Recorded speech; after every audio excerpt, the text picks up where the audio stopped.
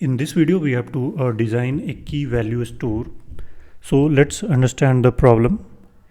It says that we have to implement this class time map, and here we have to define the constructor, the setter method where you pass the key value. So in a typical key value store like any hash map or any other map, you just need key and value.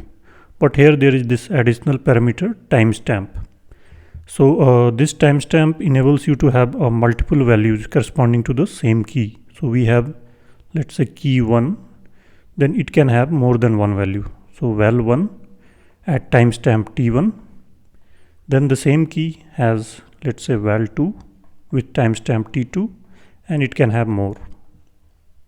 So you can think here the value is a vector or a list in itself, and each element of the list is another tuple with two values. One is a string value and another is integer timestamp. And then we have this getter method where you just pass the key and timestamp. So in typical key value store, you would pass key and you'd like to fetch the unique value. Here you are passing key along with this additional timestamp. So if there are multiple values along with timestamp, what we should return? So it may be possible that this timestamp does not exist. Then in that case, it does not mean that we will return empty string. These values are strings. So if timestamp is not found, it does not mean that we have to return empty. If it's found, let's say, and one more thing is that there will not be any duplicates. So if all of the timestamps ti will not be equal to ti plus 1 or I minus 1, or it's true for any pair. So these are unique and these are strictly in increasing order. So whenever we insert any value or set any key value along with timestamp, next time we call the set, the next timestamp will be higher than previous. So this way it guarantees there is no duplicates. So but the thing is that if you, let's say the query was for timestamp t2, then you see that, so the query was key 1. We will see a concrete example, then it will be even more clear. So let's say once we have set a few values, few keys and values and timestamps. Let's say for key 1 we had these two values, val1, val2. Val1 had timestamp of t1, val2 had timestamp of t2, and we query for key 1 and timestamp t2. Then we will return this val2. So let's take concrete timestamp. Let's say this is 3 and this is 5, this t2, and let's say the strings are val1, val2. So if we query for key 1 and 5, then we return val2. But let's say we query for 4 instead of 5, then we have to return this val1. So timestamp should be less or equal to. So if it's equal to, good and great. If it's not equal to, then we look for immediate lower value.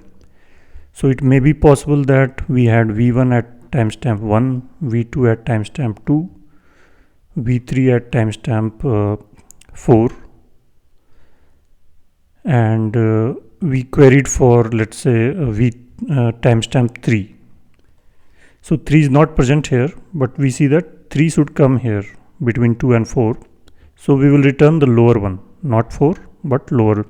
In the lower also we will have multiple values, but we will return the immediate lower, the maximum among the lower values. So this is the problem statement. Now let's work through a concrete example. So this is the input set. So time map is the constructor, so it will not take any parameter. So these are the one-to-one mapping.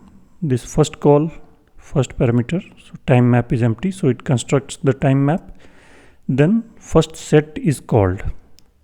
So it sets this first parameter is the key, second is the value, and then timestamp. So key is foo. So foo has bar with timestamp 1. Then we've called get. Get key is foo, well timestamp is 1. So we exactly find this value, so we will return bar. So you see bar is the output here. So for constructor and setter there is no return value. For this get we have this bar. Then again we call get, but we call timestamp 3. So 3 is not present in this key value store. So we look what is the immediate lower value. It may be possible that there is no value. Let's say we called for foo1, then that key does not exist. Also, let's say we called for timestamp 0. So there is no value with timestamp less than or equal to 0. So in that case, both the cases we return empty string. Either the key is not found or key is found, but there is no value with timestamp lower than or equal to the queried timestamp. So in both cases, empty string. So here we call get and we call foo with timestamp of 3. 3 is not present, so we look for immediate lower. We found one, timestamp 1. So again it will return bar. Then we call set. So set does not return anything, and we set foo, same key. This time the value is bar 2. It's a string, you can enclose in quotes.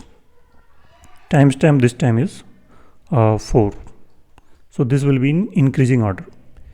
Next we query for get with key of 4, timestamp 4. So it should return exactly bar 2. Then we query for foo key with timestamp 5. So 5 would have come here, but 5 is not present. So we look for immediate lower, that is bar 2. So it will return bar 2. Now hope this problem statement is clear and all the cases are clear. Now let's see how we can approach it. So for constructor, we don't need to do anything. So the name of the class is time map. So we have class time map, and then we can store. So this is a key value store. So the keys are unique. So we can have unordered map in C++, or in Java you can have hash map. Unordered map where the key is a string. So these are string. So unordered map, I am writing in sort of type string, and each key can have a list of different values along with timestamp. So the value is a vector of pair of int. So this is the timestamp, and string, this is the actual value. So let's call it map. So constructor, we don't need to do anything. So it will remain as it is. Then we need to define setter. So setter is also trivial. So we have this key, we have value, we have timestamp. So this map is underscore map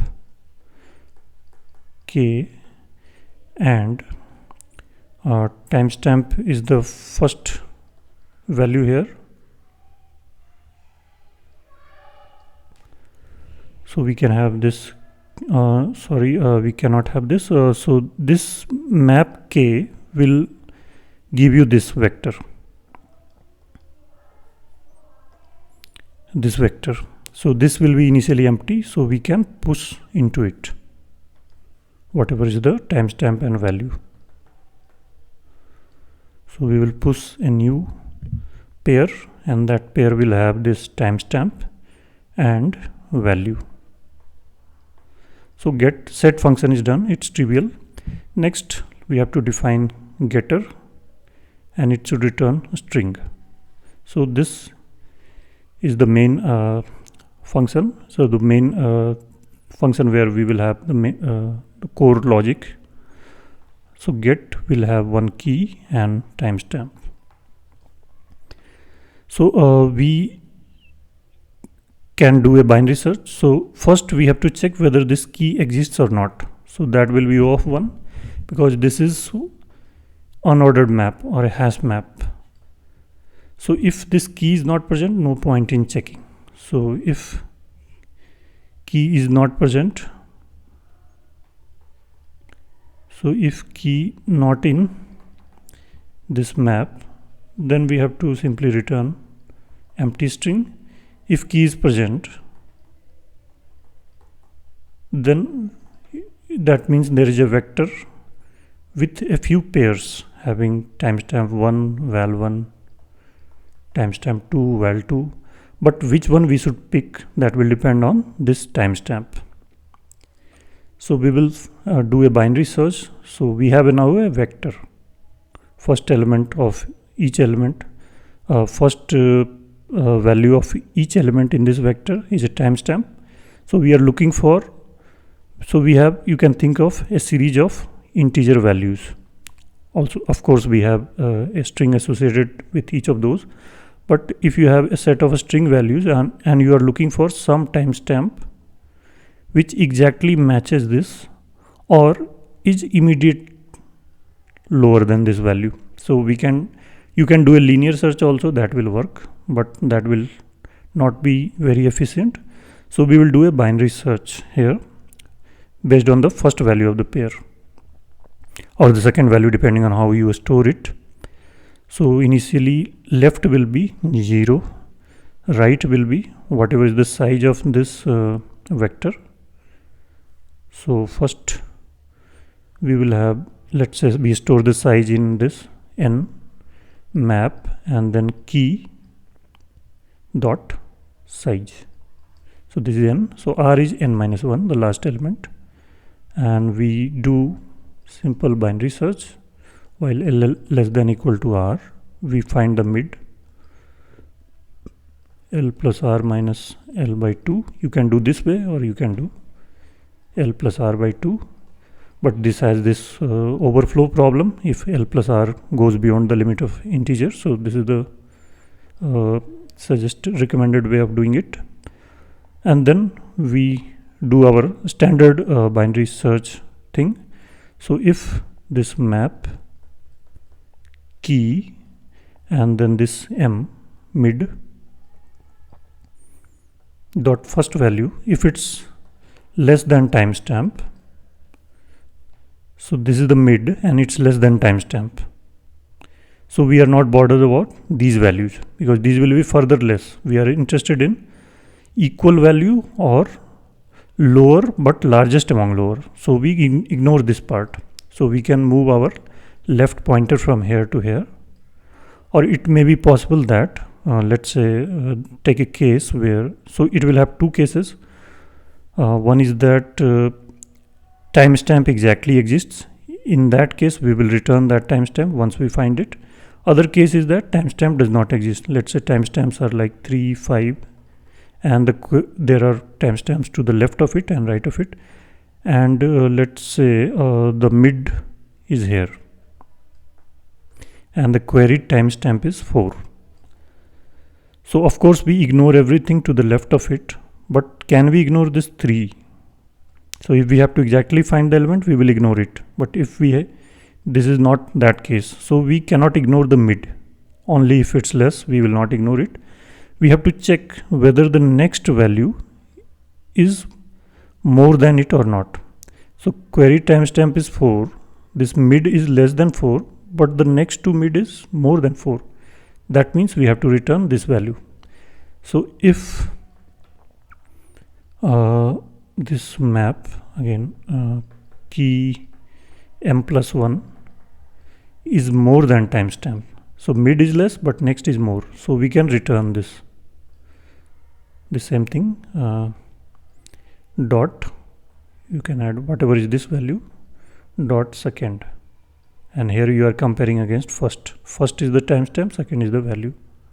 So we will return here. If that is not the case, then L equal to mid plus 1.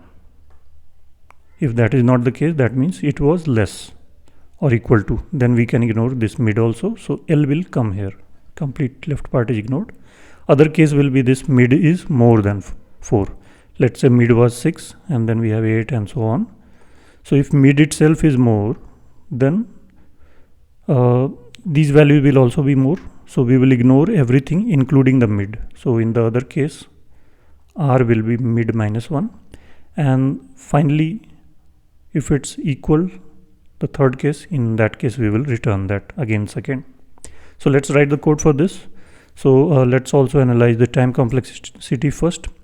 So this constructor, it's not taking any time, O of 1. This setter, it's again O of 1. Then getter. So getter, we go to this vector in O of 1 because there is a unique key keys are not duplicate, only values are there. So this part takes one time. Then we have a vector of length n, and in the worst case this n may be of the order of number of total values in this key value store. So n values are there, so log of n, because we are doing binary search. So overall get can be O of log n. Set and constructor are O of 1. Now let's write the code. So we don't need to touch this timestamp. Set also is trivial. Then we need to define this structure here. Unordered map of string, and the value is a vector of pair of string and int, or rather let's take the first value as string. It doesn't make much of a difference, and we are calling it map. Constructor, no need to do anything. Setter, we will set map key dot push back a pair having timestamp and value. So you see that we did not sort it, but we are using binary search. That is because it's given that timestamps are strictly increasing. So while we are doing this push back, this map, and within for a particular key, the elements are already sorted. Now let's define the getter function.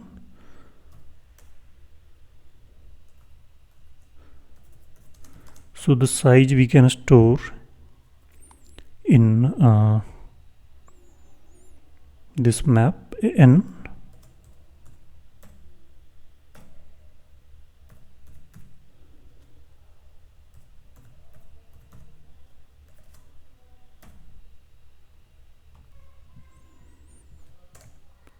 And then we have this left equal to 0, right equal to n minus 1, while l less than equal to r, int mid equal to l plus r minus l divided by 2. And now if map key and mid dot first, so this is the timestamp of mid element, is less than the given timestamp, then the two cases that we discussed. If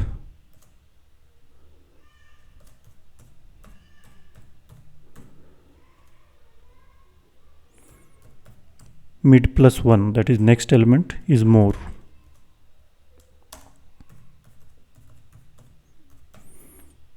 then this is the value. Mid is the value that we need to return.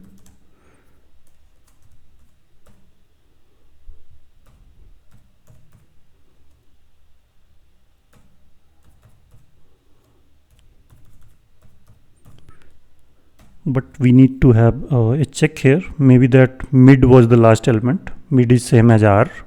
It's possible.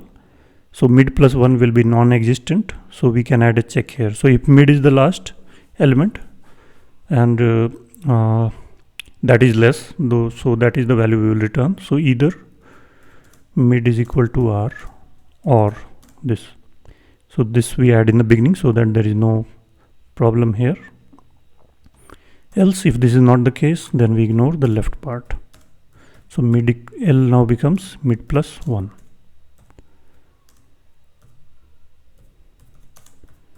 Else if the same condition, but this time for larger,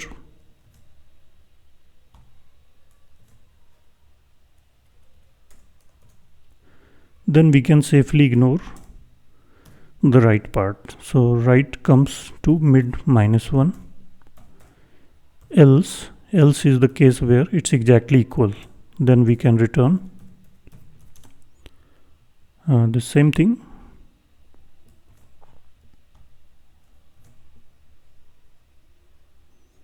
And finally return empty string if none of these cases are found. Let's try.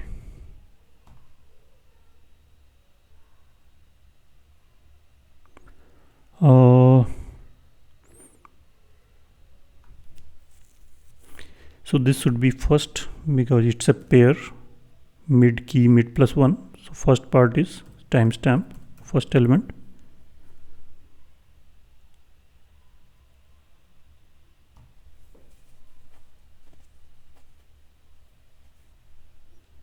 So it works for this case. Let's submit the solution.